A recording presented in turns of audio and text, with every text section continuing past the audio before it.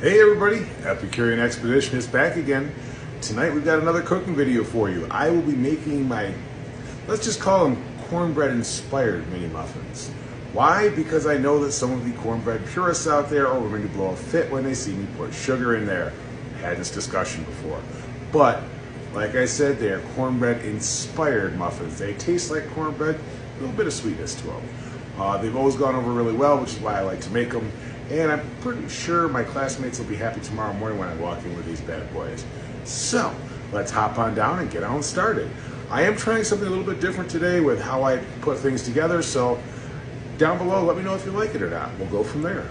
Okay guys, let's start with the first bowl, the dry ingredients. In this bowl I have 2 cups of flour, 1 cup of cornmeal, 1 cup of sugar, 1.5 tablespoons of baking powder, 1 teaspoon of salt. Yeah, that's why I do them the way I do. If you want to go ahead and pause it, I'm going to put everything on the screen here. Okay, so we're going to mix this together, just kind of give it a good old whisk to incorporate all of our dry ingredients.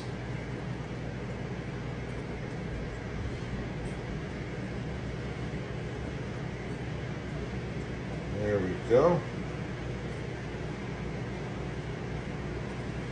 All nice and incorporated. Be right back with the wet ingredients. Okay, in the wet ingredient bowl, I had to find my place on the recipe now because I just don't remember those things off the top of my head. I do keep my recipe stored though. But in the wet ingredients, I have 1 stick of butter melted. I'll address that in a minute. 1/2 cup of oil, 1 1/4 cups of milk, and 3 large eggs that I have been whisking.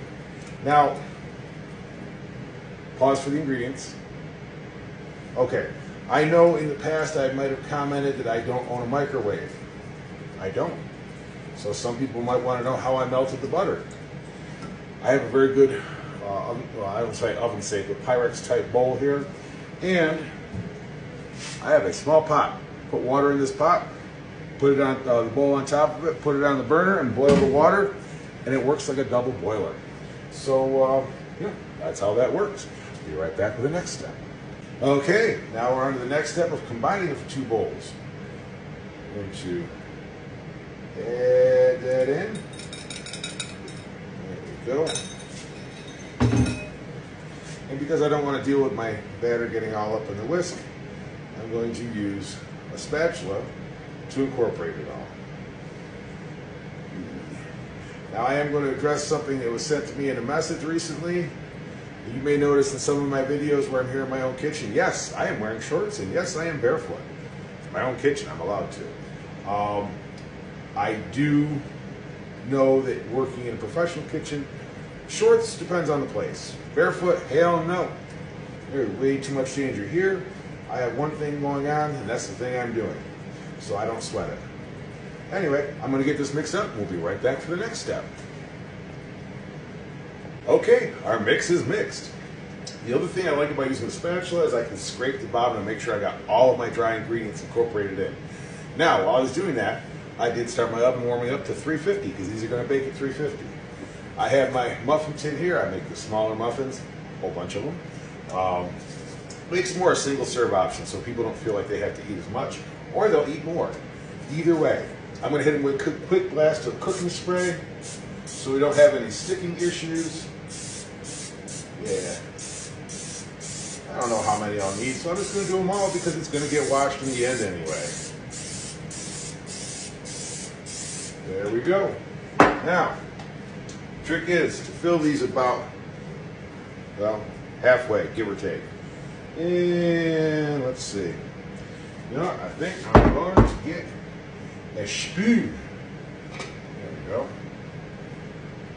Why? Because it's going to make my life easier. Okay, let me set this to the side. Yes, it's in the sink, but it's on top of the bowl, so if I need it again, I can grab it. Grab some batter.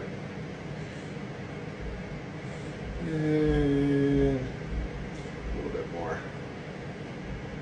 There we go. And we are just going to fill these right on up. So I'm going to get that done, and we'll be right back to throw them in the oven.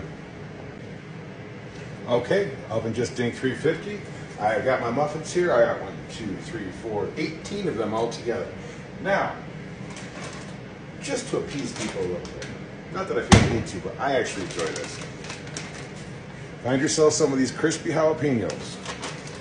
And what you're going to do is, in a few of them, or all of them if everybody likes it, is you're going to add some of these into the mix. Now, I was going to basically put a sprinkling on top of several of these. And for my classmates who follow me, I'll let you guys know which ones they're in, don't worry. Because this adds a little bit of kick to them. And when they come out, we'll have another trick to add some kick to them too.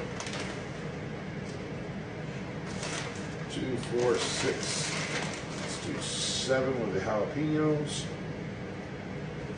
There we go.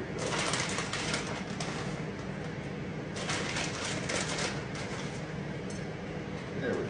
Now, because I want those mixed all the way through, I'm going to get a fork. Another secret trick. I'm going to put some cookie spray on the fork. And that's going to let me do this without it all sticking to the fork. And just mix it right in there. Don't go whole hog on it because you don't want to damage your muffin tray. There we go. Just mixing it right in. Oh yeah, these are going to be good. Normally I do about half and half when I'm taking them for family functions because half the family likes the little kick, the other half not so much.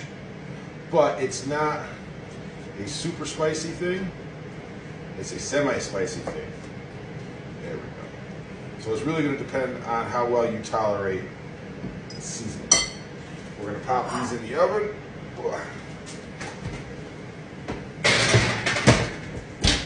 Whew. And we're going to set our timer for 12 minutes. And I'll be back when they're done. Okay, we're back. They're out. Now, here's the little side note. I'm in Colorado, elevation 5,200 and some odd feet, something like that. I think 5,280 because that's a big number around here. Go figure. Anyway, took me 15 minutes to bake them.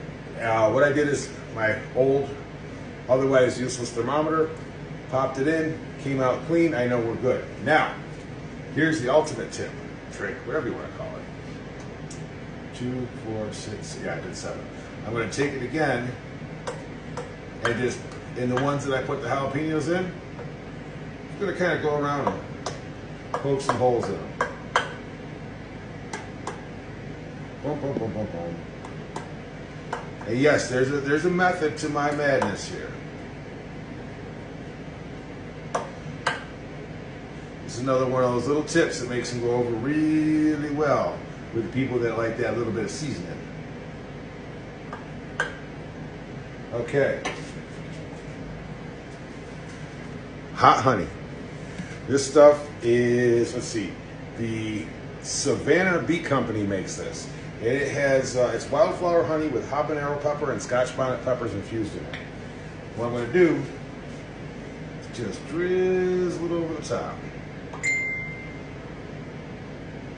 Drizzle it over the top. A nice little drizzle over the top. And let it just kind of ooze on in there and soak in while these cool.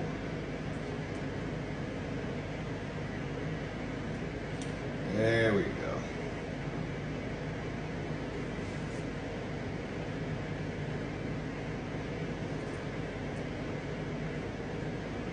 There we go. Okay, so we're gonna let these cool for 5 to 10 minutes and I'll be back with the results.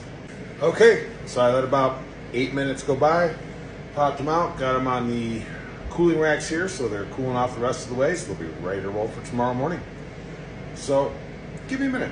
I'm gonna grab one up. We're gonna wrap this up real quick. That way I'm not leaning into the frame on you. So, one with a little more kick.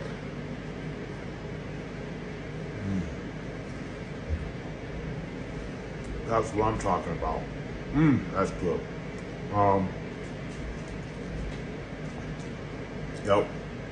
Yep, that's cornbread, all right. I'm gonna set this down so I can finish talking, but I'm gonna finish that in a minute, so we'll be quick.